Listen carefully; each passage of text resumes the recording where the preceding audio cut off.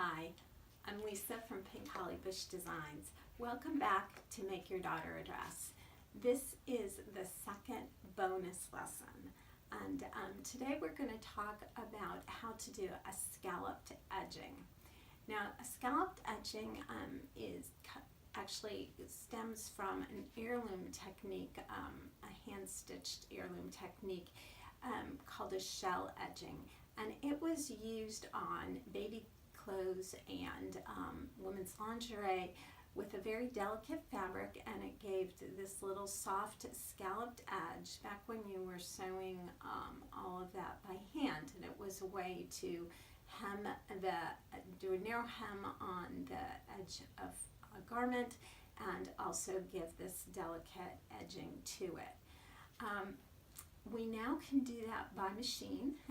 We can also do it by hand, and I'm going to show you how to do both, and we'll talk about why you might pick one or the other.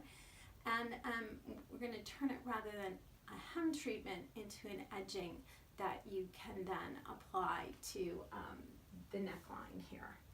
So before I get started on that, I just wanted to share some resources with you. If you find that you like some of these techniques and you'd like to know a little bit more about heirloom sewing and some special techniques that you can use on your garments, then some resources I wanted to recommend was Fine Machine Sewing by Carol Allis,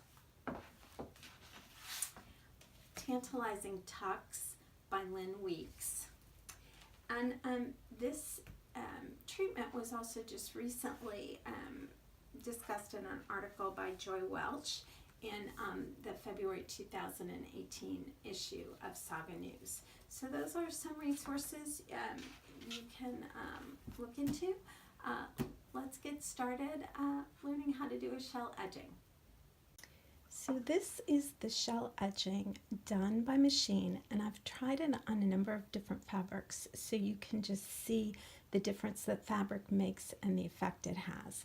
So this first one, I think, is the most pronounced, and this is a lawn, and I think you can see the pretty little scallops it forms there and how delicate it is. This second fabric, this is a double gauze, so not quite as pronounced, but you still see that little scallop shape. This one is a broadcloth, and at this point it's still there, but not quite as pronounced. And then my last one is the quilting cotton, and again you kind of can see it's not as pronounced. I also wanted to see what would happen if I tried making the stitch longer, more spread out, and on the quilting cotton, when I do that, I just lose the scallops completely. I'm hoping you can see that. So that is why I am going to show you how to do it by hand as well as by machine. So as we did with the ruffle, the first thing you need to determine is just how much yardage you're going to need. So I'm going to measure the top of my bodice front, and that's we're going to say about 4.5. So we're going to double that because this is only half of a front. So that's 9 inches. And then I'm going all the way to the edge this time, and we're going to call that 5 inches. And I have 2 backs, so that's 10. So we're going to say that that's a total of 19 inches. Now, I know I'll lose, once this is sewn together, I have my seam allowances. That means I'm not going to need the full 19 inches. But with the scalloped edging, I'm going to want a little extra to play around with, unlike the ruffles. So I'm just going to plan on making 20 inches of yardage, and then I will have everything I need. I will have plenty to do the neckline. The special thing about the bias, if you take a piece of woven fabric and you pull it on the grain, okay, there's the straight grain, but the cross grain and the selvage, it does not stretch, okay? But when you get that bias and you do it, see it? there's a nice little stretchiness to it. And we use that in sewing in all kinds of ways. You also have to make sure that the bias doesn't stretch when you don't want it to, and we'll be talking about that a little later on. But right now in the edging and the ruffle in the previous video, the reason we're using that bias is it's what enables something to go around a curve nicely and to lie flat when it does. So I'm going to make my machine scalloped edging out of this lawn because it works so well with the lawn. And to do that, we want to use a bias strip just like we did with the ruffle. So again, to get that bias, I'm going to take, let's move this over so you can see, the straight edge here. There's my salvage edge. I'm going to bring the two straight edges together. Okay. And that's going to give me this nice 45-degree angle. And I'm going to cut two strips 1.5 inches wide.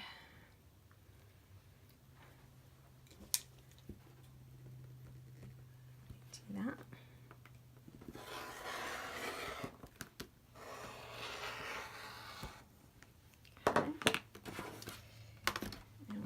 This is on the fold, so I'm going to cut this one again so I get that 1.5 inches that I want.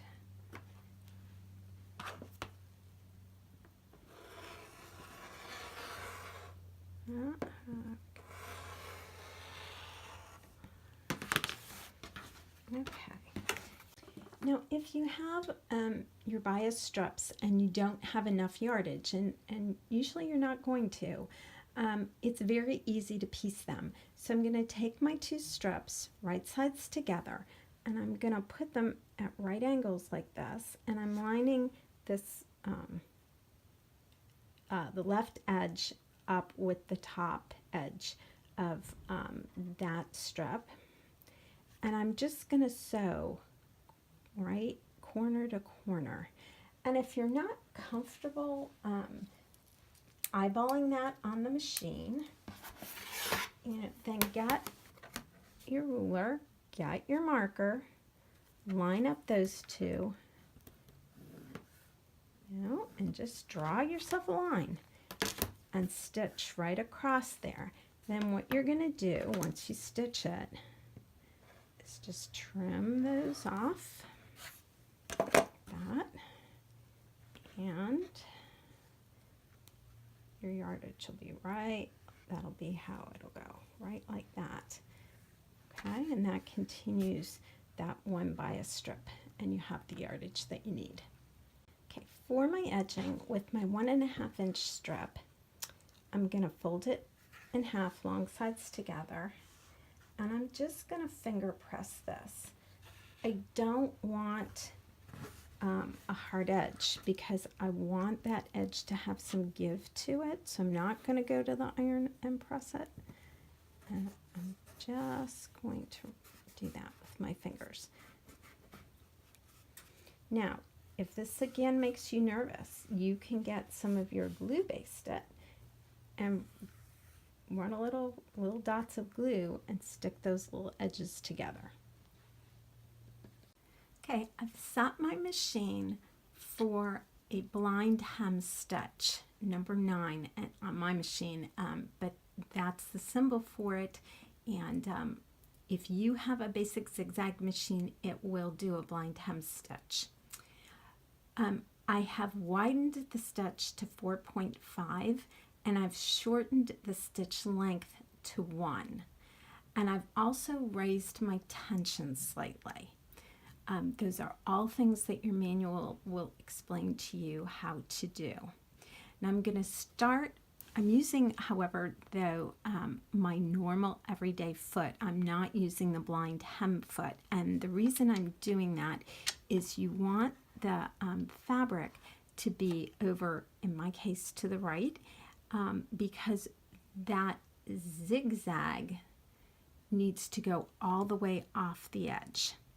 So my stitch actually starts with that zigzag, so I have the fabric all the way, I think you can see, over, and my needles right when I go down is actually off the fabric and just missing it. And so I'm going to start now.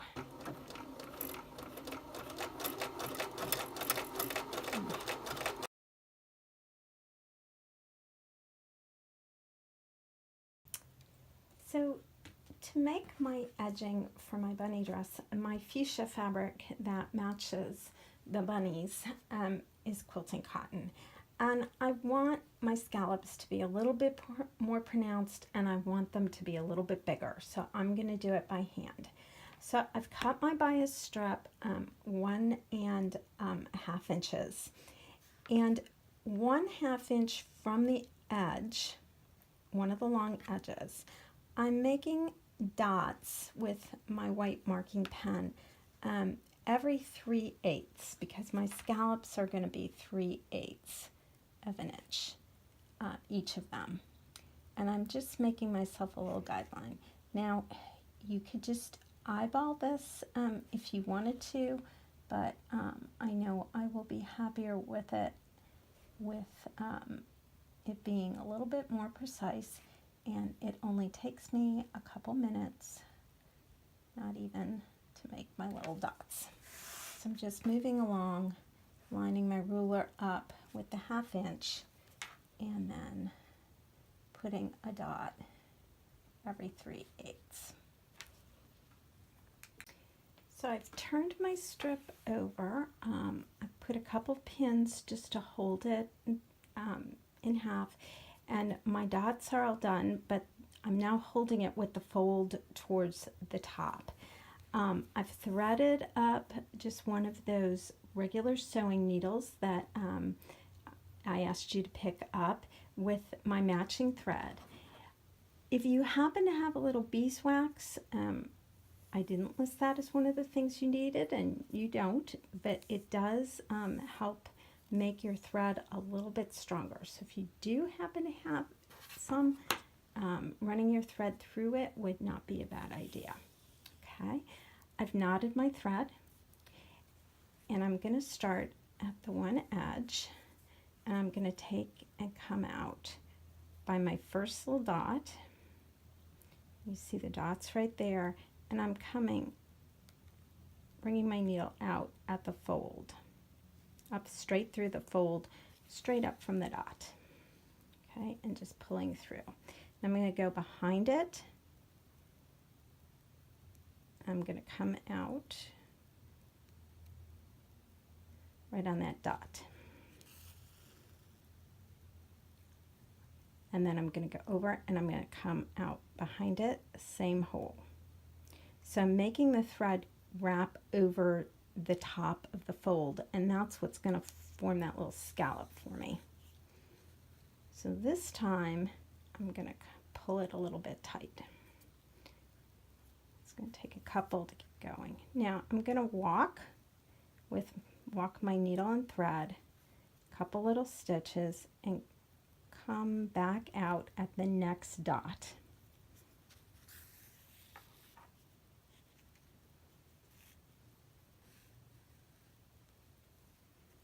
Now again, go over the top and come from behind up through that dot. Sure it's straight. And I'm going to do it twice.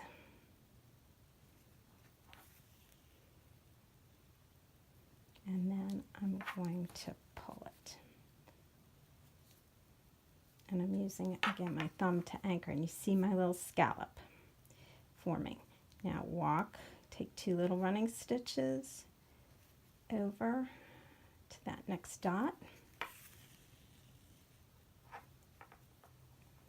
and behind,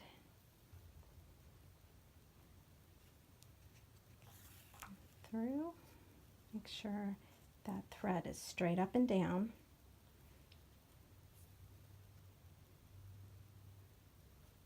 Second time,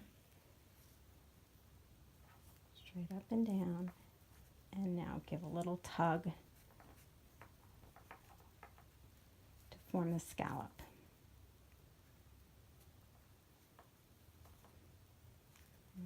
Walk on over again to our next one.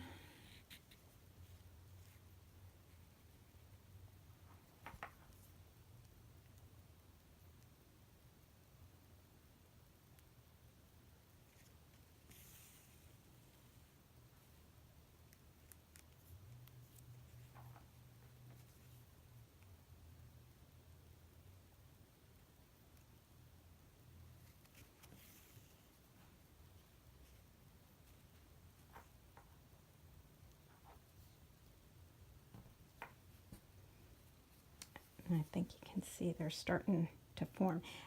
I like having, as you can see, it kind of takes a little bit to get going with it. And so it's nice to have this little extra that I can cut off at the end and not use. And I'm just going to keep going like this.